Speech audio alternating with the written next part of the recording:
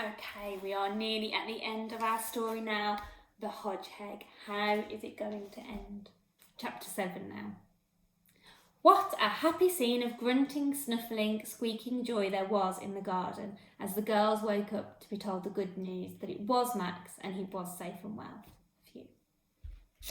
After it all, Max slept heavily, and when he reappeared, the neighbour had come through the hedge twice, once to inquire if Max was back and again to ask if he was well.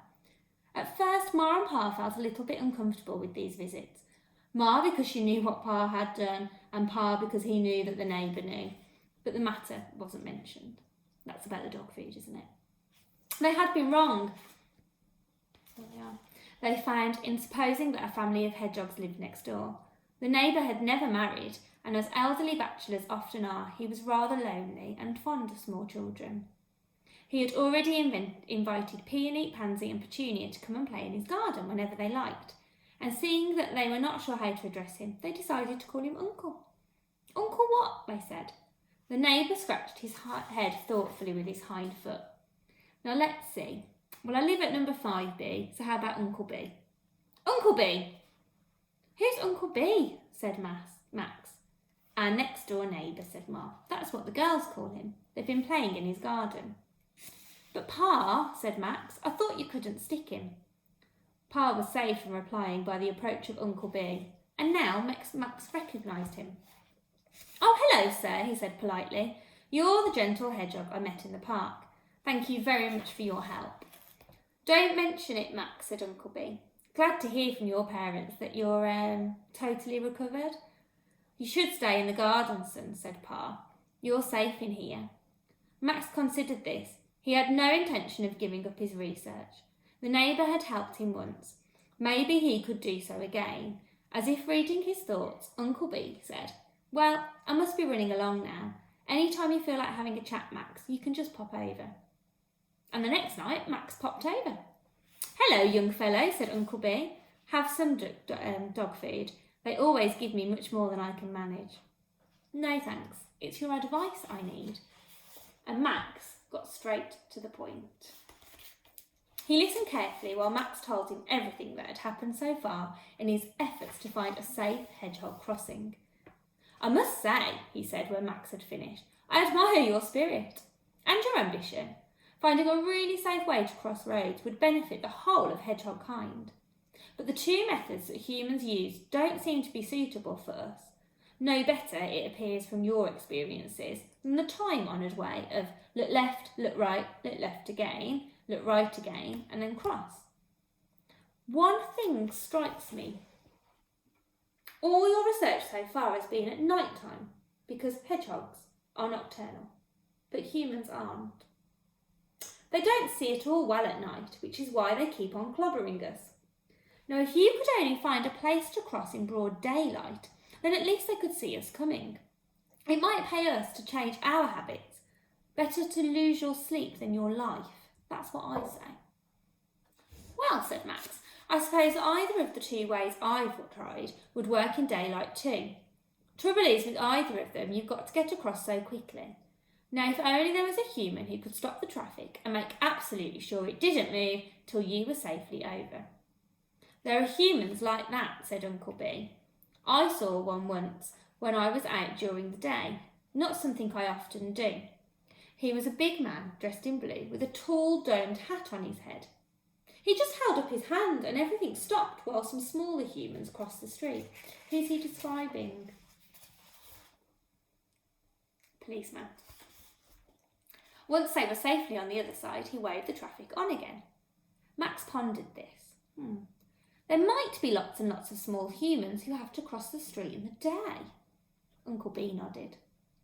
And the big humans, Max continued, would worry about the small ones getting across. Yeah, just like hedgehogs. So there simply must be a special, perfectly placed place for daytime crossing. So where would that be? You tell me, Max, you tell me. I will, said Max. I will. Chapter 8. Max could hardly wait for the next dawn, and something inside him said that today he would at last be successful in his quest. and outside him every one of his 5,000 spines tingled with excitement. The more he thought of his conversation with Uncle B, the more he felt convinced that the answer to the problem lay with the small humans. Their crossing place must be the safest. Follow them and he would find it. He waited until the family were fast asleep, and then, blinking in the unaccustomed sunlight, he went along the path by the side wall of number 5A to the front gate. He didn't go under it, but he waited. Already he had learned that you could tell the age of humans for the size of their feet, and he settled himself to wait patiently until a pair of small ones came past.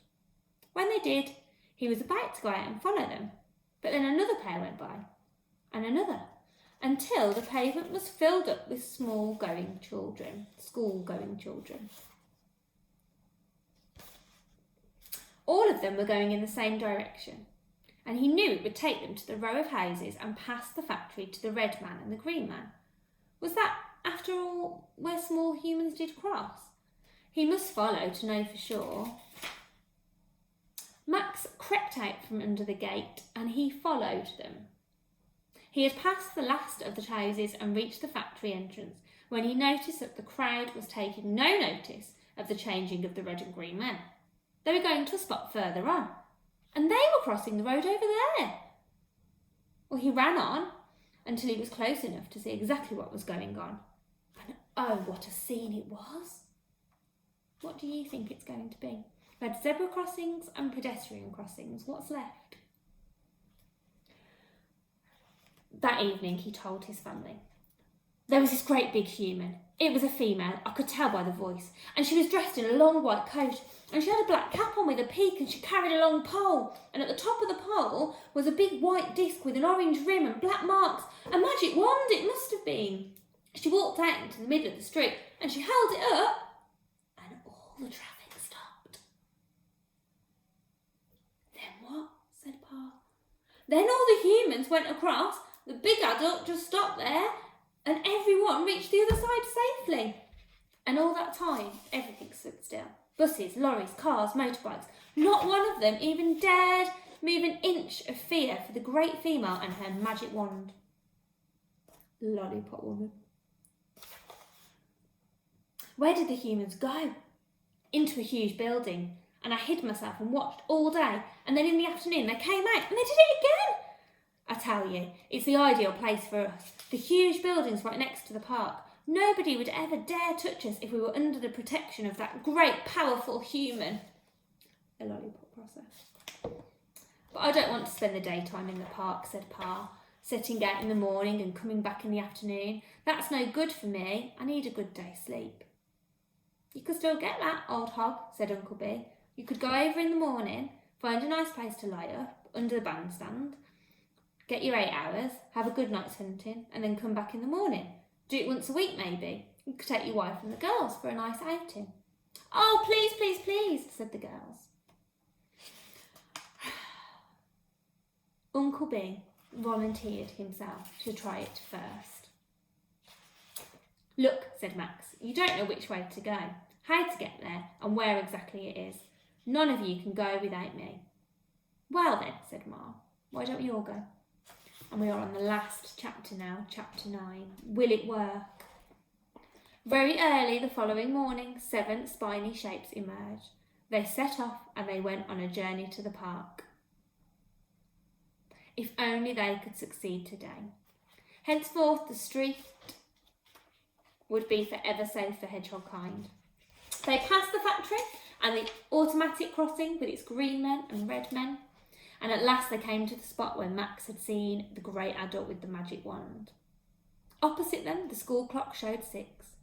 The hedgehogs concealed themselves in a doorway and settled down to wait. And at 8:15, the lollipop lady arrived. Even the earliest children never arrived before 5:30, but she liked being a good time. She stood stamping her large feet, for it was a crisp morning.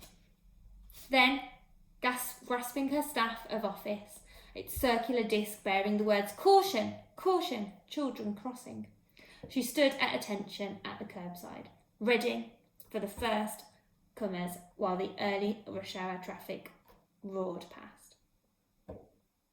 Never for the rest of her life did the lollipop lady forget the sight that now met her eyes. Coming along the pavement towards her were 7 hedgehogs in single file. "Surely you're not going to school," said the lollipop lady when they reached her. The noise she made meant nothing to Max, but he advanced to the edge of the curb, his nose pointed eagerly across the street, and the others lined up behind him. "We wish to go to the park," he said. "Kindly stop the traffic." Now the noise he made meant nothing to the lollipop lady, but his intention was as clear as day. Raising her magic wand to the sky, the great female strode into the middle of the street, and at the sight of her the traffic meekly halted. Then, before the astonished eyes of those fortunate enough to witness this historic occasion, they walked across the street, a slow, solemn, dignified procession of hedgehogs. At the rear was Uncle B, shepherding before him Peony, Pansy and Petunia. In front of them was Ma, and in front of her was Pa. But at the head there was Victor Maximilian St. George, a name to be remembered all over by hedgehogs. "Tell us the story of the first crossing, Mummy," little hedgehogs would please at bedtime, and then they would listen to the tale of Max, the Hodgeheg, the hedgehog, the hero. And always the mothers ended with the same words. "And they all crossed happily ever after." Well done, Max.